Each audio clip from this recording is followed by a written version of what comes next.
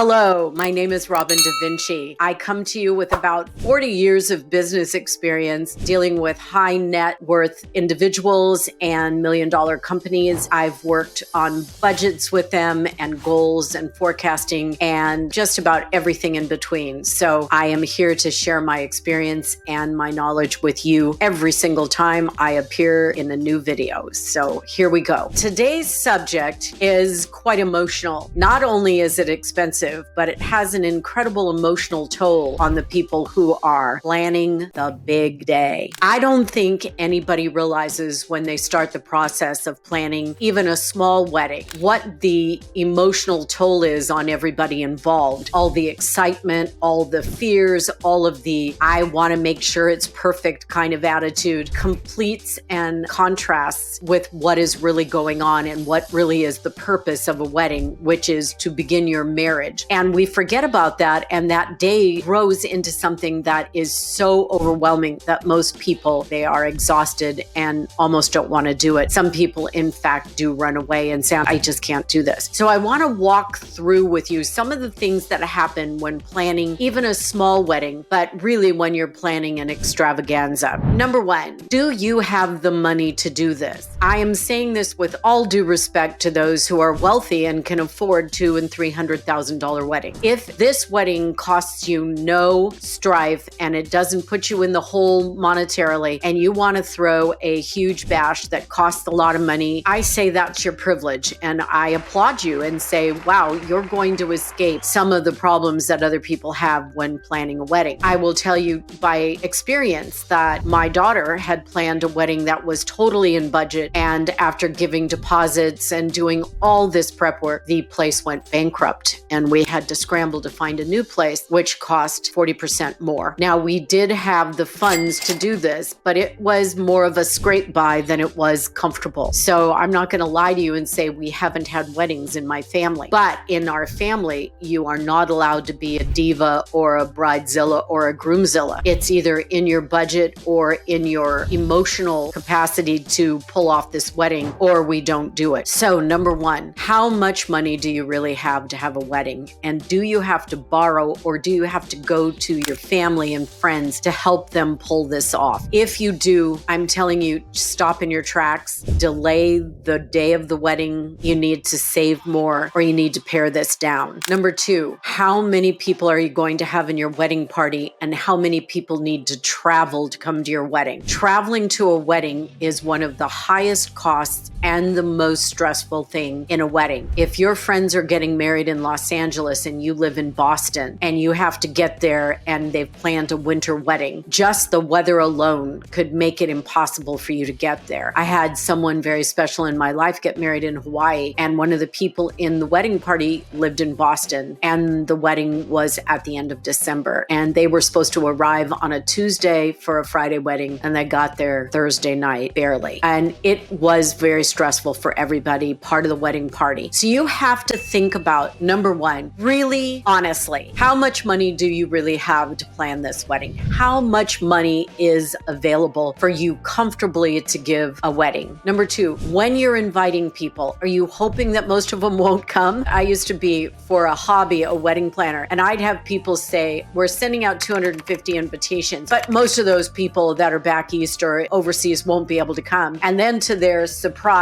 and chagrin, they came. And so they were planning on, oh, I'm inviting a lot of people, but they won't come. No. Think about how many people and who are they that you want there on the day you're getting married. Who are you willing to pay for? Who are those people? Who are the people that are closest to you? Are you inviting peripheral people? They'll get the invitation and say, why am I invited? So after deciding how much money you have to pare down your list and make sure it's people that want to come, can afford to come, and that you want to be there, because there is going to be hotel accommodations, food, drink, all kinds of extra costs that you probably haven't even thought of. Then thirdly, this wedding party. I know I've been to weddings where the least amount of arguments were when they had the smallest wedding party. So if you have promised a bunch of people since you were 12 years old that when you got married, they were going to be in your wedding, you have to find another way to incorporate them in the wedding other than having them stand up for you, buy that expensive dress, buy those uncomfortable shoes, wear a dress they may never wear again, fly flowers, boutonnieres, tuxedos. Why are you doing this? Those people can come to the wedding and have just as much fun. Now, when you're young and you've promised these people when you're 12 and you're getting married at 22, I can see that that would be an awkward situation because you're still friends and you're still in a youthful mode. But if you're getting married at 30 or over, you need to have the tough conversation and say, look,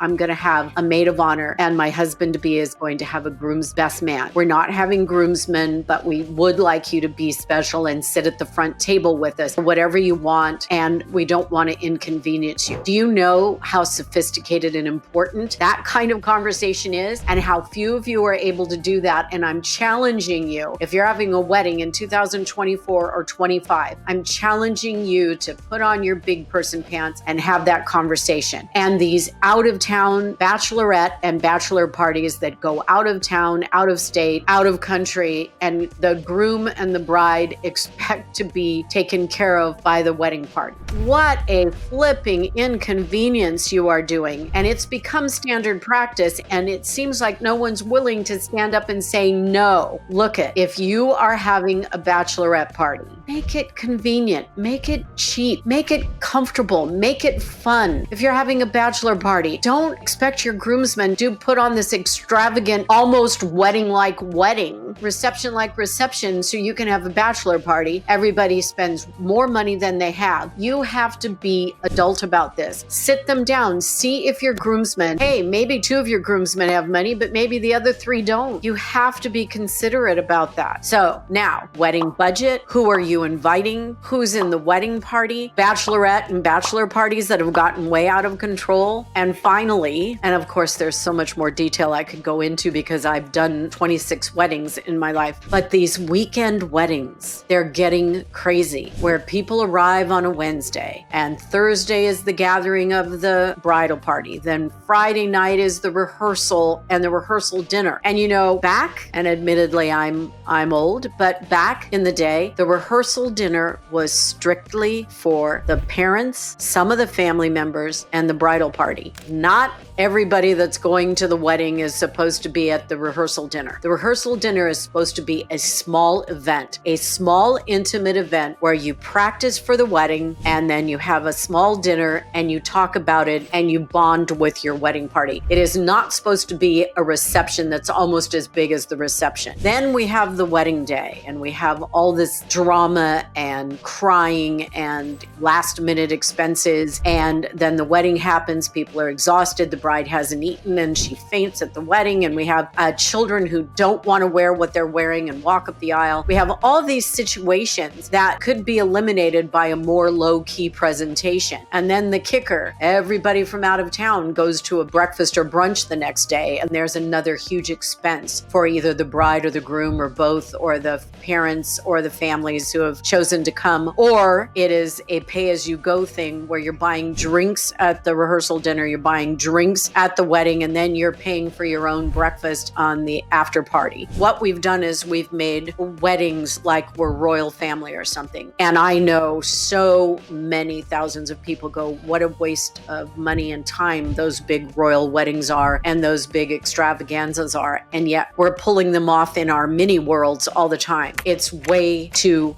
much. So when you're dating someone and you decide to get married, have that very grown-up conversation about what you can afford. And I have seen weddings in the backyard where they've barbecued chicken and they've had an open bar, a small open bar with beer and wine, and the kids play in the backyard and the pictures are fabulous and everybody's happy. And it's been a wedding of 40 people. And honest to goodness, if you really want a big bash, here's my suggestion. Have a private wedding and video it. Then when you can afford a reception or a bigger party, let's say on your first anniversary, bring that wedding video, show it first, and then you guys can walk in and you can afford the party. Sometimes combining a huge party with an emotional wedding ceremony becomes too much for the bride and groom and the families, and everybody loses. So think about some of the suggestions I've made. I am more than happy to do a walkthrough how to do a wedding video on a budget for you. and absolutely willing to write that up and make it happen. So think about those top 5 things. How much money do you have? What kind of burden it is on family and friends, and who are you inviting? How big is your wedding party? Who has to travel? How much that costs, and how much these weekend weddings and destinations are, and those outrageous bachelor and bachelorette parties. I hope this helped. I hope this made you think, and I hope if you're planning a wedding for 2024 or 2025 that you have actually looked at what I've said and listened to what I've said and make